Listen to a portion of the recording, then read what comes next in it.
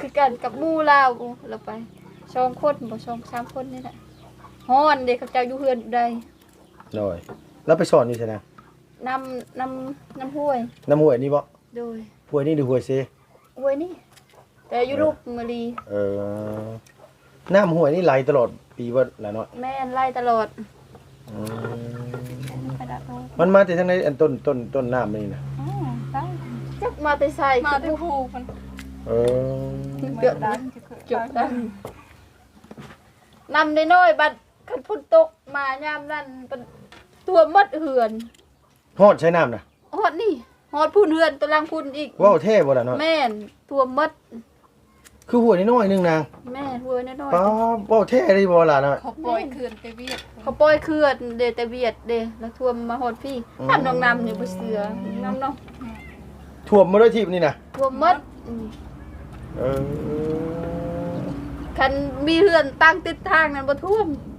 โดยให้หน้าตกกระท่วมบ่ล่ะน้อยให้หน้านี่บ่เหลือคันยามนำแบบว่าเขาปล่อยเขื่อนลายแล้วบ่ได้กินเลยเฮ็ดซื่อๆแม่นเฮ็ดซื่อๆบางปีก็ได้กินบางปีบ่ได้กินเลยมันท่วมโดนทิศนึงพุ่นป๊าหมดได้ข้าวมันสิเหลือหยังโดนลุงก็คิดว่าอยู่อันนี้มันคือมีแต่อันนี้ชูงบ่ชูงมันคือท่วมเนาะมันต้นก็หมดมันต้นผู้เจ้าฟังนั่นน่ะไหนฟังนั้นบ่ฟังนั้นมีแต่บ่นี่ก็ป่วยในเดมมันอยู่ลุ่มเด้โดยเขาเจ้าผู้ปลูกติดน้ำเซน่ะหมดเลยโดย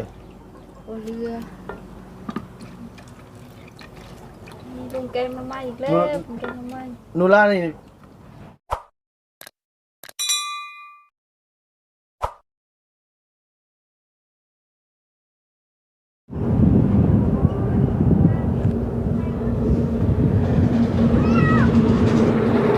สบายดีพ่อแม่พี่น้องเบิดสุขุสุคนเด้อพี่น้องเด้อระวังในและก็ต่างประเทศที่เขามารับมาชมช่องของลุงเฮิมชาแนลคือเก่าคือเดิมพี่น้องเอ้ยเปิดคลิปมาพบมาพ่อกันมื้อนี้ก็อยู่บ้านเฮือนซ่านของน้องลาน้อยพี่น้องเนาะอย่าพอว่ากันเด้อพี่น้องเด้อเพราะว่ามีทางผู้ใหญ่ใจดีเพิ่นให้ลุงแวะเวียนเข้ามาเยี่ยมมายามทางน้องลาน้อยเพิ่นให้ลุงมาเป็นสะพานบุญให้ทางยายอ้ายเพิ่นเนาะพี่น้องเนาะผู้ใหญ่จะดีเพิ่นอยู่ทางกรุงเทพมหานครเป็นคนไทยเฮานี่แหละพี่น้องเอ้ยเพิ่นฝากปัจจัยมาหรือว่าฝากเงินมาให้ทางน้องน้อยพี่น้องเนาะลุงก็ต้องเข้ามาเยี่ยมมายามน้องเพิ่นหรือว่าเป็นสะพานบุญให้ผู้ใหญ่เพิ่นเนาะพี่เนาะเอาจังได๋ก็ลุงก็ต้องขอบคุณหลายๆเนาะที่อ้ายเพิ่นให้ลุงเป็นสะพานบุญให้ขออยู่ดีมีแห้งสบายดีปีใหม่เด้ออ้ายเด้อสุขภาพแข็งแรงเจ้าโอ้ยมาพี่ยืนอันนี้อยู่พี่น้องเอ้ยอีแม่เราโธ่อีหยังเอาน้ำใหม่มาให้มานี่ก่อนไปหาที่เศร้าคุณบอกเอาสบายดีป้าลุงนะสบายดีด้วยทุกจ้าก่อนเห็นหม้อกล้องเห็นอยู่บ่กล้องนะเห็นอยู่เนาะเดี๋ยวขายเท่าไหร่นี่นะขายเท่าไหร่เท่าไหร่สิขาย50,000โดยนี่อยู่บน50,000ใหญ่เลยโอ้ยบ่รู้ว่าหลาน้อยอยู่บุพี่น้องเอ้ยคันหลาน้อยอยู่ใครอยู่สิให้หลาน้อยแกงน้ำไม้ให้กินนี่พี่น้องเนาะบ่อยากกินแกงอาบังก็สิได้กินแกงอาบังอีกแล้วมื้อนี้นะทางแม่ตู้ซื้อหยังก่อนแม่ตู้เจ้าน่ะตู้ซื้อตู้หยังเจ้าซื้อหยังชื่อป้าซื้อปลามีตู้ปลาพี่น้องเอ้ยเมียผู้ตู้7 ปีเอ้ยผัวป้าแป้งให้หน้าขาวเปิ้นๆเนาะมื้อนี้เนาะเอาเนาะพี่เนาะเดี๋ยวเฮาเข้าไปหาเด้อ50,000แล้วว่ะเอาแม่นเราเอาไว้50น่ะแม่นเนาะขอบใจหลายๆเด้อโดยเอาโอเคเดี๋ยวไปหาน้องหนาวน้อยก่อนพี่น้องเอ้ยโดยไปพี่น้องเอ้ย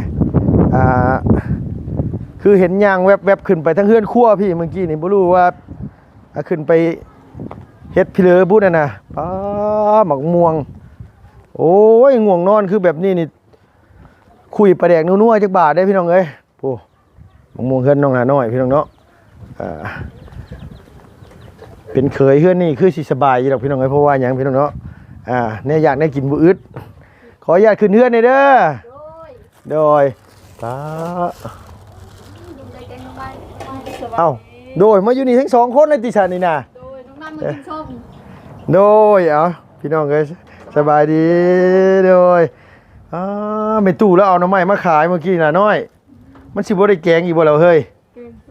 แกงของเว้น เนาะแกงบ่เอาแกงกับแกงเอาสิได้สิเล่นออกไปซื้อกันว่า เด็กกินแกงน้ำไม้กินแกงน้ำไม้เลยเด็กแกงน้ำไม้อีก โดยไม่ตู้แล้วก็เห็นลูกมาพอดีเลยแล้วอันว่ามาขายให้พี่น้องเอ้ย ใช่แต่ได้น้ำไม้อีก กินแกงนอใส่อันว่าผักคะพี่น้องเนาะคักพุ่นแล้วยังบ่ทันกินข้าวเที่ยงบ่ กินแล้วแต่กินอาหารไม่แซ่บ กินแล้วกินแต่อาหารบ่แซ่บ โดยกินน้ำไม้นี่อิ่มหอตะแรง คันกินนอนี่คือกินตอนนี้เลยอิ่มฮอดมื้อแรงเลย มือนั่นน้องกินมือนั่นบ่ได้กินเลยข้าวตะแรง พ่อบ่ให้แกงนี่พ่อบ่แต่ว่า โอ้ พ่อเนาะพอดีแซ่บซำนี่เนาะ ดีแซ่บ โดยเอามาขาย50,000มาซั่นว่าอันตัวมันแก่ก็ตัดออกได้แล้วหน่อยเอ้ย โดย แขวยังบ่ค่อยดีอยู่ช่วงนี้มาแต่ไสเมื่อกี้นี่ มาแต่อันนั้นซื้อบัตรเติมเงินบ่มีบัตร ก็เลยเอาม่วงมากินเลย โดย เอามันสิบ่ได้ฝากท้องน้ำมันว่าไอ้น้ำบ่มันนี่น้ำเนาะเมื่อวานนี่ได้ไปเล่นน้ำอยู่บ่เฮ้ยบ่ได้ไปเล่นเลยบ่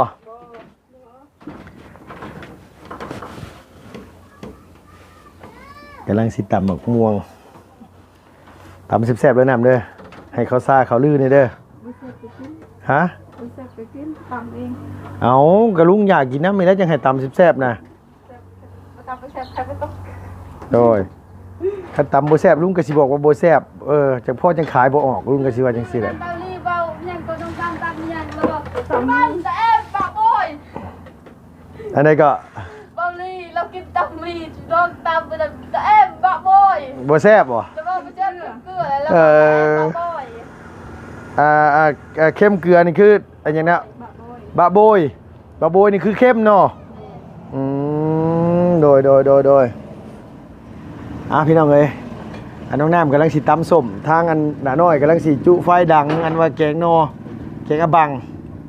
ลุงกับพอดีว่ามีทางอันยังจะดีเพิ่นอยู่กรุงเทพมหานครพี่น้องเอ้ยเพิ่นติดต่อมาหาลุงเพิ่นให้ลุงเขามาหาทั้งน้องหนาน้อยว่าซั่นว่ากับอันน้องลุลาบ่ล่ะ โยย แม่นลุลาเลยเนาะน้องเจ้าเนาะบ่อยู่ซ้ำบ่ เพิ่นไปช้อนแล้ว โอ้ เช้านี่เพิ่นไปหาหน่อไม้ตะแรงนี่ไปช้อน อีหลาเพิ่นให้ได้ไปซ่อน แม่ ไปซ่อนกับไผเฮ้ยน่ะ ไปช้อนกับหมูช้อนป้า ซ่อนปลาโอ้โดย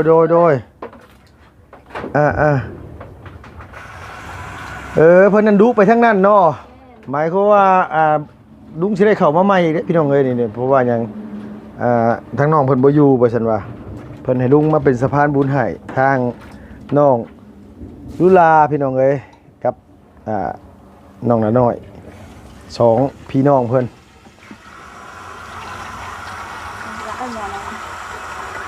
เอาแซ่บๆได้เอาแซ่บๆได้เฮ้ย ลูกเพลงให้กำลังใจจะได้ทุกคนเกลืออีก กระบอกให้มันเข้มเลยเนาะป้าพอดีแหละเพื่อมันสุกหิวเข่าพอดี เมื่อกี้นี่กินนั้นว่าเฟอมากเมื่อกี้นี่ ดีเลย เพราะว่ายังพี่น้องไอ้เมื่อคืนนี่ทางอันว่าเจ้าของมาริมากอยู่เมืองซิโปนเขาเจ้าเอิ้นไปนั่งเล่นน้ำเขาเจ้าก็เลย เอาลูกเข้าไป มะม่วงเยื่นมาละน้อยนี่ก็หลายต้นแต่ตัวนี้เนาะไห้แล้วบาดที่นี่ไอ้น้ำไห้แล้วอย่านะน้ำจะปานนั่นนะเฮ้ยจะเฝ้าไห้นะ โอ้ดูได้จ้า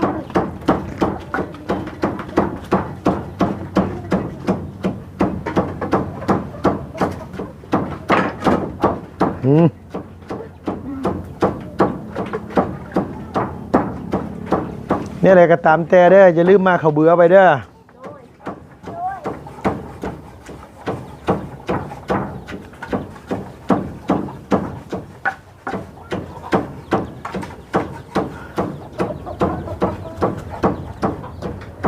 ถ้ากินตำส้มน้ำมันว่า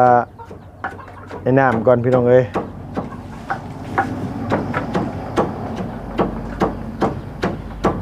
ใช่แล้วพาหมอไง นะได้อยู่นะโอ้แล้วแบบนั้นแล้ว ไปใส่ บ่ปิดก็ได้นะน่ะหน่อยบ่ปิดก็อย่ามันบ่มีก็บ่ปิดเลยอ่า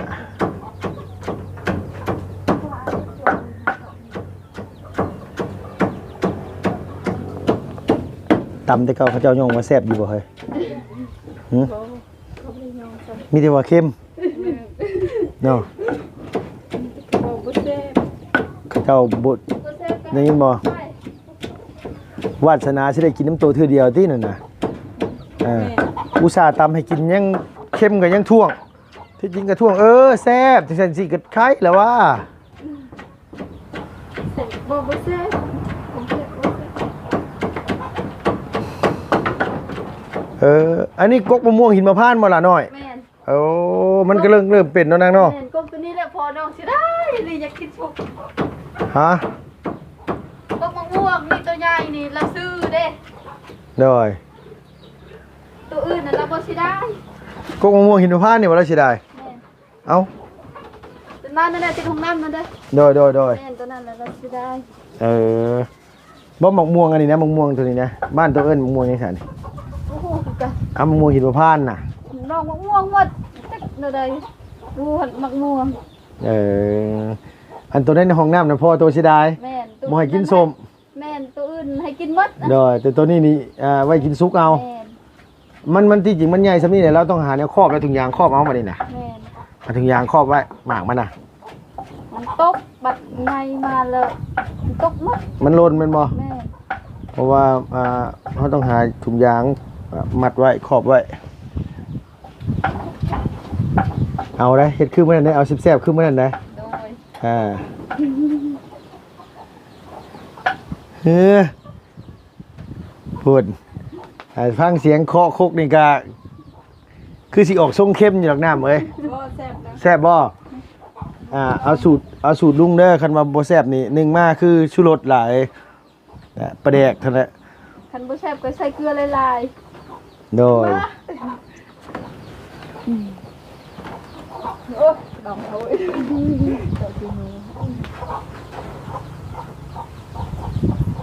เอาบ่พาบ่ล่ะบ่น้อยบ่พาบ่ มันจะกัดจะตา บ่พาบ่แกงนั่นเอาบังนะ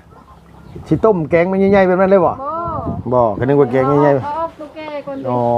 ตัดสิก่อนเลยอะไรนุลาไปหามื้อเช้านี้ได้อยู่บ่ ได้เพิ่นตะบิดเพิ่นว่าอยากขายแต่ได้หน่อยเดียวได้พอกิน เพิ่นว่าสิเอาไปขาย แม่ โก้ย แม่บ่ได้ขาย เป็นบ่พอขาย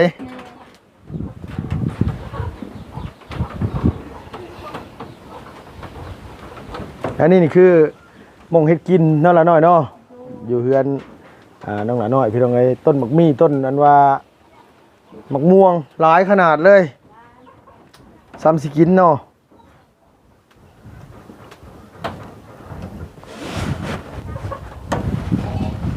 มือว่านนี่บ่ได้มีไผปลาแป้งมานะครับ มีแต่ละน้อยปะแป้ง บ่อยากให้เขาเจ้าปะหรือว่าตั้งใจบ่มีคนปะ บ่เป็นแต่รุ่นต้นศาสตร์เนาะ มีแต่ละน้อยปะใครสิปะ โอ้ย ลำมีแต่ลุงแล้วหดให้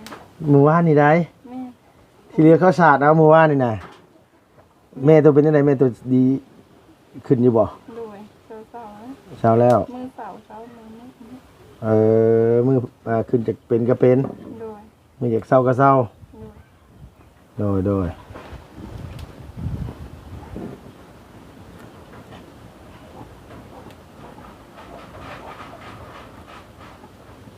ย่ามเลยชนะไปนำเขาให้เนาะ ยำเดือน5 อืม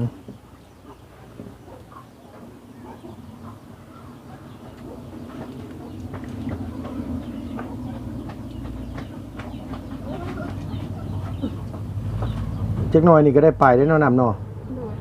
หัวมันโมเลยเนาะเริ่มควันแล้วพี่น้องเอ้ยเริ่มควันแล้วใส่ตำได้แล้วมันคือบ่เห็นเอาไปกินมาไว้ที่นี่เฮ็ดเอาบังแล้วก่อนบ่โดย กินส้มก็ต้องเฮ็ดแล้วหน่อไม้ก่อน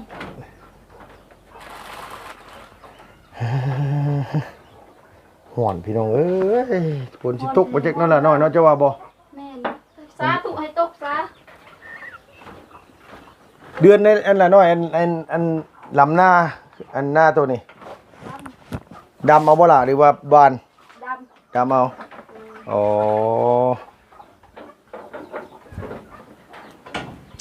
ผู้สาวก็มาแกงหน่อไม้ซ้ำพี่น้องเอ้ยเนาะในตู้บ่แห้งหูดีเฮาำให้ในการยังมาพิการมาพิการ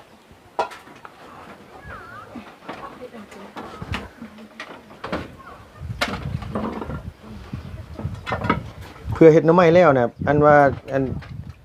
ตำส้มเฮาน่ะจืดเบิดพอดีเอาพ่อกับแม่ไปใช่ล่ะ โอ้คุณแม่พออยู่ได้ที่มัน เออแม่ตัวได้ฮะ แม่โตแม่ไปบ้านสกีเทิร์กแบบไปเท่า โดยเอาคนเฮามันต้องมีผิดพลาดกันบ้างให้เนาะสร้างเว้าหลายเฮ้ยสร้างเว้าแท้ เวลานั้นบ่ได้อยู่เพื่อนมื้อนี้ ลูกหน้าบ่อยู่เออ เดินมาโน่นก็ประหลาดกริ้ว จักโมงคิดว่าเราสิมา หน่อยเราก็มาจังซั่น เออ พอดีแกงหน่อไม้ชุบนี่เราก็มา เดี๋ยวเพิ่นไปกันจักคนนั่นน่ะ ไปคือกันกับหมู่เราไป2คนบ่2 3คนนี่แหละฮ้อนเด้เขาเจ้าอยู่เพื่อนอยู่ใด โดยแล้วไปสอนอยู่ซั่นนะ น้ำห้วย น้ำห้วยนี่บ่ โดย ห้วยนี่หรือห้วยเซ ห้วยนี่แต่อยู่รูปมะลี เออน้ำห้วยนี่ไหลตลอดปีว่าละเนาะ แม่นไล่ตลอด อื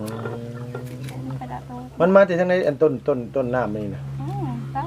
จักมาแต่ใส่ มาได้ผูมัน เออ เกือบดันเกือบดันนำน้อยๆบัดคันฝนตกมายามนั้นเป็นตัวมดเหือน ฮอดใช้น้ำนะ ฮอดนี่ฮอดพุ่นเหือนตะลังพุ่นอีก ว้าวเท่บ่ล่ะเนาะ แม่นตัวมด คือห้วยน้อยๆนึงนาง แม่ห้วยน้อย ป้าว้าวเท่ได้บ่ล่ะเนาะ เขาปล่อยคืนไปเวียด ๆเขาปล่อยเขื่อนเดแต่เวียดเดแล้วท่วมมาฮอดพี่น้ำนองน้ำอยู่บ่เสือน้ำเนาะ ท่วมมาด้วยทิพย์นี่นะ ท่วมมด เออ คันมีเหือนตั้งติดทางนั้นบ่ท่วม โดยให้หน้าตกกระท่วมบ่ล่ะน้อย ไหหน้านี่บ่เหลือคันยามนำแบบว่าเขาปล่อยเขื่อนลายแล้วบ่ได้กินเลยเฮ็ดซื่อๆแม่นเฮ็ดซื่อๆบางปีก็ได้กินบางปีบ่ได้กินเลย มันท่วมโดน ทิศหนึงพุ่น ป้า หมดแต่เขามันสิเหลือหยัง มา โดน น้ ลุงก็คิดว่าอยู่อันนี้มันคือมีแต่อันนี้ชูงบ่ชูงมันคือท่วมเนาะ มันต้นก็หมดมันต้นเขาเจ้า ฟังนั่นน่ะไหน ฝั่งนั้นบ่ฝั่งนั้นมีแต่บ่อนนี่ เออ ก็ห้วยนี่เด้มันอยู่ลุ่มเด้ โดย เขาเจ้าผู้ปลูกติดน้ำเซน่ะหมดเลย โดย โอ้เรือลุงแกงมาใหม่อีกแล้วลุงแกงมาใหม่ นูล่านี่มาทันอยู่เนาะคิดว่าเขาเก่งน้ำใหม่ทันนี่เนาะ มาทัน พอดีลุงสิได้มอบบาทเดียวเลยฉันตอนแรกว่าสิมอบเป็นตัวก่อนยิ้มพี่น้องเอ้ยมีข่าวดีได้พี่น้องเอ้ยบ่แม่นว่ามาซื่อๆได้บ่แม่นว่ามาเล่นซื่อๆได้พี่น้องเอ้ยมาเป็นสะพานบุญให้ผู้ใหญ่เพิ่น ดี พอ ใจ ดี แล้ว พอดีเพิ่นเห็นนั่นว่าลุงถ่ายคลิปละน้อยกับน้องนุลาพี่น้องเอ้ยมื้อนั้นเพิ่นก็เลยฝากปัจจัยมาให้น้องเพิ่นแต่คนเท่าไหร่นี่ลุงยังบ่ฮู้พี่น้องยังบ่ทันได้แจ้งบอกดอกตอนนี้เนี่ย เขาได้กระยาละดีใจ ดีใจแล้วเนาะ โดยได้เท่าใดก็บ่ เอาถือว่าได้ค่าจ้างแกงหน้ำไม้ได้แหละพี่น้องเอ้ยมื้อนี้นะ โดย เอาแซ่บๆเลยบ่แซ่บเฮาบ่ให้ได้เฮ้ย น้ำไม้ก็ได้กิน หน้ำไม้ก็ได้กินเนาะ โดย เออ ดีใจ เอาพี่น้องเนาะมีแต่ว่าลุงสิแล่นออกไปซื้ออันน้ำใบยะนางเอาถุงเดียวพอละบ่ล่ะ ถุงเดียวก็พอ ถุงเดียวพอเนาะ โดย บักเพชรเนี่ยมีบักเพชร หมดแล้ว เบิดก็สิ เป็น ซื้อ ลู มาก ใหม่ ซื้อมาได้หมดแล้ว เบิดก็ซื้อมาใหม่เลยเฮ้ย โดยตั้งจมไปในบางบอกแต่การเก่าเนาะ ำเอาบางเกลือบางใบ เพราะว่าคนสิตกบ่ล่ะน้อยตัวคิดว่า บ่ตกหรอก ฮะ เขาจุกให้ เขาจุดให้บ่เนาะ แม่น เอ จุ อ กให้ เฮาว่าสีฟ้าแบบนี้แต่เก่ามันคือฝนสิตกสิดอกว่ามันบ่แม่นติ โอ้มั บาน ง ต้อง ไปฟ้องตาบางปาก หึงเฮา ก็เลยให้อ่านอันก็ครับเดือนกระลักน้องสไตล์นะ อยู่กัน3คนเนาะเว้าภาษาฟังกันออกอยู่2 เว้า คน เว้ากับน้องน้ำนี่คันเว้าภาษาลาวนี่อย่าคั่วเว้าบูตัวเองไปว่าละเทิงหมดไปเว้าภาษาลาวอย่าคั่วเว้ามันบ่ค่อย มันบ่ถนัด แม่นบ่ถนัดเว้าภาษาลาว คันเว่ากับหมู่ตัวเองว่าภาษาลาวเนี่ย แม่ มันตลก แม่น มันจังหัว โดยอย่าคั่ว เราเป็นสีเว้าเนาะเข้าใจ อยู่กับน้องน้ำหมดมือก็เว้าจักเว้ามีหยังบ่หยุดเลยเว้าแอนกันจักเป็นหยังแม่นหยัง โดย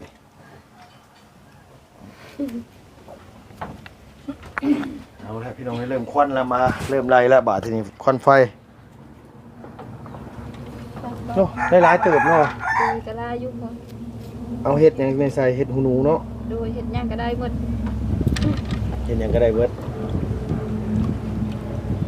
เดี๋ยวไปซื้ออันว่าน้ำใบยะนางกับพี่น้องอยู่บ้านดง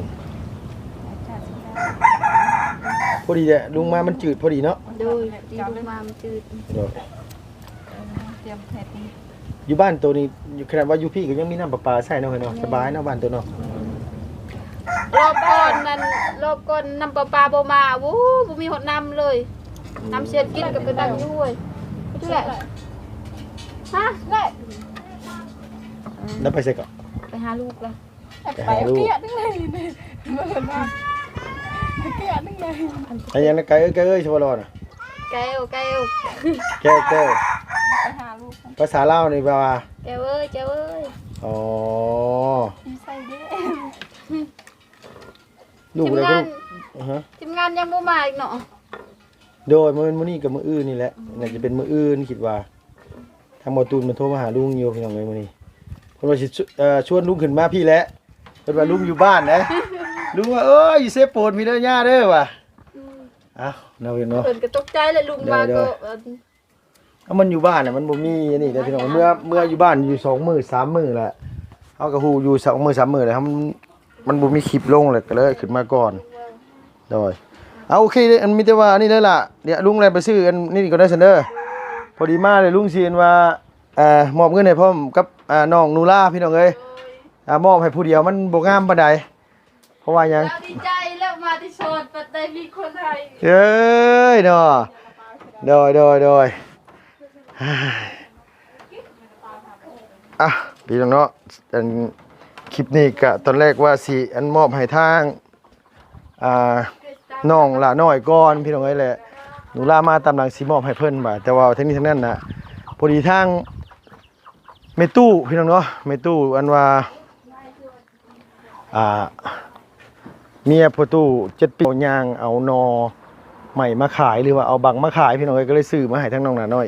แกงเพิ่นก็มาแกงหน่อไม้อยู่แล้วทั้งนี้ก็ได้ก็เลยอันว่าสิถ่ามอบให้พร้อมกับน้องนูราพร้อมกันนะพี่เนาะน้องน้อยกับน้องนูราทางอัญญาจะดีเฮาอยู่ทางกรุงเทพมหานครเพิ่นส่งเงินมาให้ลุงมาเป็นสะพานบุญให้เพิ่นก็เลยสิเอามอบเงินมอบทองให้น้องเพิ่นกินแกงหน่อไม้น้ำกันเนาะพี่เนาะเอามีแต่ว่าพอกันคลิปหน้าพี่น้องเอ้ยกินข้าวกินน้ำแล้วก็สิแวะหาทางประตู7 ปีนำเนาะพี่เนาะเอาได้เว้าได้ก็สิเว้าเรื่องคอมเมนต์เลยเนาะพี่เนาะคอมเมนต์ก็พี่น้องหลายคู่หลายคนเนาะเพิ่นก็เว้าว่าลุงคือบ่อยู่กับครอบกับครัวอยู่กับลูกกับเมียพี่น้องเนาะเพิ่นอันนี้เพิ่นก็ด้วยความที่เพิ่นว่าอยากให้เฮาอยู่กับลูกกับเมียอยู่กับลูกกับเต้าคั่นแหละพี่น้องเนาะขอบคุณหลายๆพี่น้องเนาะแต่ว่าลุงก็อยู่มาแล้วพี่น้องเนาะ2 มื้อ 3 มื้อแล้วเฮาก็เลยขอแม่น้องนี่ขึ้นมาลูกกับไข้แน่แล้วพี่น้องเนาะกับบ่สบายก็ดีขึ้นแล้วก็ถือว่าบ่ได้เป็นนักหนาสาหัสหยังแล้วก็เฮามีภาระหลายนี่แหละพี่น้องเนาะเงินทองก็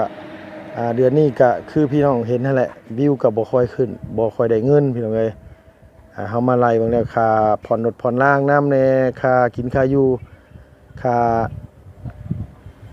น้ำค่าในค่าฟืนค่าไฟแน่เนาะพี่น้องใช้ชีวิตประจำวันเฮานั่นแหละ ยันมันบ่พอคุมอยู่คุมกินยันบ่พอเลี้ยงลูกเลี้ยงเต้าเลี้ยงลูกเลี้ยงเมียนี่แหละเนาะเฮาก็ต้องดิ้นรนพี่น้องเอ้ยก็เข้าใจอยู่ที่พี่น้องอยากให้อยู่กับครอบครัวแต่เฮาก็ขอกับแม่น้องนี่ขึ้นมาแล้วเพิ่นก็ให้ขึ้นมาแล้วก็เข้าใจอยู่พี่น้องเนาะเพิ่นก็บอกว่าอยู่ไปก็บ่มีคลิปลงก็ขึ้นไปเฮ็ดเวียกอยู่พุ่นวันที่20จะลงมาใหม่ว่าซั่นว่าเพราะว่าลุงก็สิลงไปบ้านลงไปนี่แหละซื้อยางอะไรรถแล้วก็ซื้ออันว่าโมเมนต์ซื้อเนาะพี่น้องเอารถไปเฮ็ดแอร์มันร้อนมันเอ้าเนาะพี่น้องโอ้ยร้อนแฮงเอาได้แล้วก็ขอบคุณหลายๆที่พี่น้องเป็นห่วงเป็นใยที่พี่น้องเอาใจใส่เนาะพี่น้องที่พี่น้องคอมเมนต์เข้ามาขอบคุณหลายๆเนาะพี่น้องอยู่ดีมีแฮงเบิดสุขุสุขคนฮักคือเก่าพี่น้องเอ้ยปีใหม่แล้วก็ขอให้โชคดีมีชัยเด้อพี่น้องเด้อจำคลิปนี้ไปแล้วพี่น้องเนาะพอกันคลิปหน้ามาหาทางน้องนูล่ากับน้องนาน้อยสิได้มอบเงินมอบทองให้เพิ่นทะลุกันเนาะพี่น้องว่าไปสิได้หลายกว่าไผเนาะพี่น้องสองสาวพี่กับน้องเพิ่นเอ้าสำหรับคลิปนี้เนาะพี่น้องไปแล้ว